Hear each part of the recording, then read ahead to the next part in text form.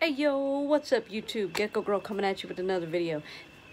So, I know it's been a while. Y'all probably missed me. That's alright. I haven't been filming partially because this room has been tore all to hell, for one.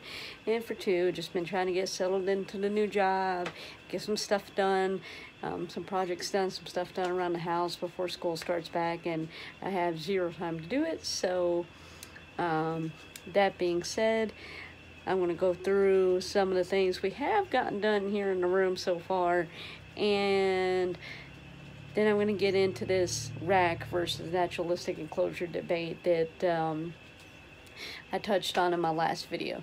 So without further ado, let's go. Okay, so for starters, very fucked up grainy prints of our actual ball python and two random very beautiful cresteds to, you know, have a very naturalistic looking background. It's just a cool picture. I like it. So yeah, I didn't realize the printer was low on ink. Eventually I'll just go to Walmart and print 8x10s of both of these and frame them, and then problem solved. But for the moment, it gets the job done. Getting the point across of what's in this room, and also adding a little bit of art and a little bit of color in an otherwise like blank room. So that being said, this is still not done, but at least it doesn't have a shit ton of stuff on it anymore. That's all in here. So I got my baby tubs for baby cresteds. I have no babies right now, so they're in there waiting for more babies. Roach colony, because roaches for some reason like the dark. Fish stuff sprayer that actually probably needs to be trashed. And just random shit, extra heat pad and other things. Big thing of Rev Calcium. Yeah, all that good stuff. My cresteds finally have a temporary home until we finish that the shed out there and get the rats moved out there. I love this decal and my Rick and Morty print. Anyway, unfortunately, again, rats still in here, but not for much longer. Leopard geckos, more cresteds, and a garg. Yeah. So a little bit's changed. My little displays are gone. No worries. Nips has just been moved to a tub over here, and her old cage is out in the shed now. It's gonna get fixed because it's cracked at the bottom and then get sold. And then Kermit has been moved out to the living room, which I will show you. But yeah, looking a lot better. Oh, and I've also organized all of our supplies. So we have mealworms, or excuse me, superworms. In this one, mealworms. This is just pins, paper, flashlight, the candle, eggs, gloves for cleaning, just random shit. This is strictly for moss, because I hate the moss getting everywhere. This is medicine. Deli cups when we sell something. Food and water. And then down here at the bottom, snake bags. So, a lot nicer, a lot more organized. I can live with this 10 times better than what it was, so yeah, I could live with that. Much better. Anyway, so basically what's going to happen is we're changing it up from our original plan. This is going to move all the way down there, and then we're going to build another rack exact same size as this one beside of it. So it'll be like 1, 2, then this big giant one right here that I'm focused on. Then this is going to go over here. This tall skinny one is going to go there, and then from about now here, over to the door, is gonna be New Caledonians. That's right, my gargles and my crusteds. So, that's pretty much everything that we've done so far. I'm finally about to get my school money and finish this up when this should have been done a year ago. I've been talking about it for like a year now, and just funds, guys, just funds. Don't have the money, don't have the money. So, let's get into this debate. But first, I wanted to give a little background on it. So, a couple years ago on YouTube, there was this like big debate over racks versus naturalistic setup. And here recently, like at the beginning of this year, it was brought back up because some kid, some high schooler, new YouTube sensation, whatever, was trashing Brian Barczyk on social media, on YouTube, and that isn't right. I'm a big fan of Brian, and I watch him almost religiously, and I can tell you there's probably nobody out there that cares more about their animals. And people can say what they want to say about them, but it's just not true. I mean, yes, there for a while he did have a couple of terrible employees that were not taking care of the animals properly, and he fired them. And that's why, you know, he has the crew that we all know and love now, that have been there for, I mean, gosh, probably like 5-6 years or longer. So all those rumors and everything, it's just not true. Don't believe what you hear on social media. Now, that being said, there are downsides to a rack setup. I don't exactly enjoy it. I would personally prefer a naturalistic setup, but I also don't feel like it harms the animal either. As long as they have everything that they need, there's certainly nothing wrong with it. It makes it so much easier for keeping them healthy, happy. A clean animal is a happy animal. An animal in a clean cage is going to be 10 times healthier, 10 times happier, and going to be able to fight off anything that they might get for the most part. That being said, let's start with the Leos. So I'm just going to pull out a basic,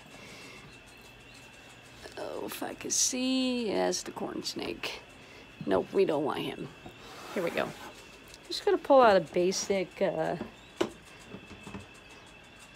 here we go, leopard gecko setup. He is, before anybody makes any comments, yes, I do realize he is probably ready for a bigger cage. But for now, he's good. You know, also, we do get him out, put him in a bigger tub, and let them roam around, stretch their legs, whatnot, if they're in a small tub like this. But, I mean, he's fine. And you can see he's happy, he's healthy. I just cleaned the cage. Just got to get some food in there. I'm just going to feed everybody all at once. It's just easier that way. And he's got everything he needs. Let's see. And actually, let's go through a snake. Here's a basic setup for a snake. Paper towel. Yeah, water dish. He could probably use hide, but he pretty much just buries himself under the paper towel, so he's fine. Little baby albino Tesseracorn.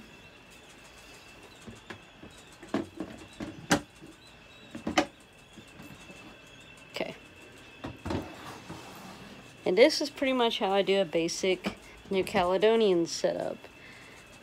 Okay, make sure she doesn't jump out. She's right there. Hey, pretty girl. So, I do prefer to do dirt with these guys over paper towels. The paper towels don't work so well with these guys, unfortunately. I've had a lot of problems out of it. Them being either way too damp or too dry, and them not wanting to eat. And my adults were handling it fine, but my babies were just dying. So, yeah. I just went back to doing dirt in all the cages, not just my breeding cages. And there you go. Got everything they need. Gargs in particular need plenty of places to hide. She's got tons of places to hide. She's got a snake hide right here she can crawl under. It was sterilized very freaking well before it was put in there, I might add. Oh, no. No, you don't, girl. I'm watching you. All these leaves she can hide under. She's got a pretty nice setup in there. Again, before anybody makes a comment about food, I am feeding everybody at once. So, now that's a basic setup.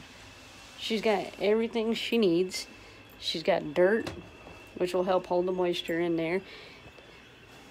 She's got plenty of places to hide, you know, get away from stress.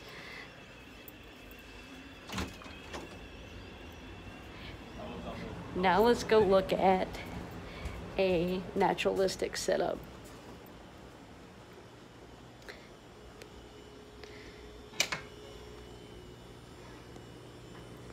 Got your waterfall running down the back, so I don't even have to spray his cage. He's got plenty to drink as long as I keep that filled up. He's hiding in there. You probably can't see him, but he's hiding in a log. Again, plenty of hiding places. Boom. He uses this as a bed. It's hilarious. He's got this to hide behind. He's got that to hide behind. He can hide on the back of that. He's got the other log over here. I mean, he's got a lot of places to hide here. I would like to add some more foliage for him, but aside from that, you know, his Buddha statue. Absolutely love that Buddha statue. Makes it look like there used to be some kind of temple, and it just kind of all overgrown, and yeah, it's just cool.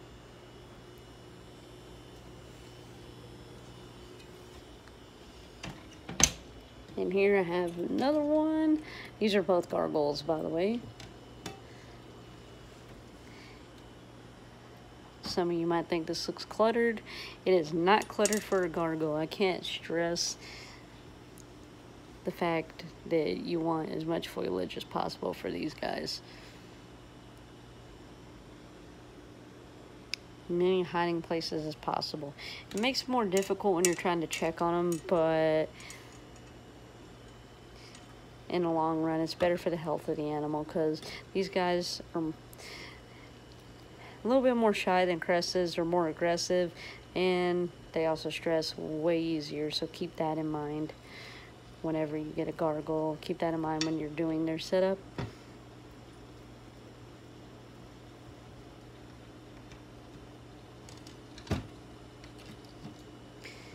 So if you just have like one or two animals, naturalistic is great. You get to see more of the animal's natural behavior, how they would act in the wild. I truly believe that it's healthier for them.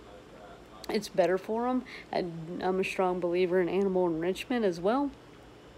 And a natural setup like that will give that animal enrichment that you're looking for. But at the same time, you know, when you have as many as we do, you need to save space, save time. I don't want to save money, or I don't want to say save money, because then it's going to sound like that's what it's all about. It's really not. It's all about what's best for the animal. So, and it depends on your situation. If you're a breeder, yeah, sure, triple check that rack, make sure the temp's right, make sure the animal's getting the right humidity, and if that animal's got everything it needs, all the basics, that animal's fine. There's nothing wrong. But again, I agree with both. I am a huge fan of the naturalistic setup.